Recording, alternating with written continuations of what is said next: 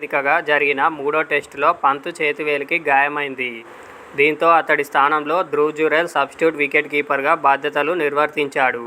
ఫీల్డింగ్కు దూరంగా ఉన్న పంత్ రెండో ఇన్నింగ్స్లో బ్యాటింగ్కు మాత్రం వచ్చాడు. తీవ్రమైన నొప్పితో బాధపడుతూనే బ్యాటింగ్ చేశాడు. ఈ క్రమంలో నాలుగో టెస్టుకు పంత్ అందుబాటులో ఉంటాడా లేదా అన్నది ప్రస్తుతం ప్రశ్నార్థకంగా మారింది. తాజాగా పంత్ గాయంపై భారత అసిస్టెంట్ కోచ్ ర్యాన్ టెస్ట్స్కాట్ అప్డేట్ ఇచ్చాడు. పంత్ ఇంకా నొప్పితో బాధపడుతున్నాడని, మాంచెస్టర్ టెస్టు సమయానికి ఫిట్నెస్ సాధిస్తాడని ధీమా వ్యక్తం చేశాడు. మాంచెస్టర్లో జరిగే నాలుగో టెస్టుకు ముందు పంత్ తన బ్యాటింగ్ ప్రాక్టీస్ను మొదలుపెడతాడు. ఆ సమయానికి అతడు ఖచ్చితంగా ఫిట్నెస్ సాధిస్తాడన్న నమ్మకం ఉంది. అతడు మూడో టెస్టులో చాలా నొప్పితో బ్యాటింగ్ చేశాడు. ఆ తర్వాత అతడి చేతివేలి నొప్పి కాస్త తగ్గింది. కానీ ముందస్తు జాగ్రత్తగా ప్రస్తుతం అతడు ప్రాక్టీస్కు దూరంగా ఉన్నాడు. వికెట్ కీపింగ్ చేయగలడా లేదా అన్నది ఆఖర్లో మేము నిర్ధారించుకుంటాము.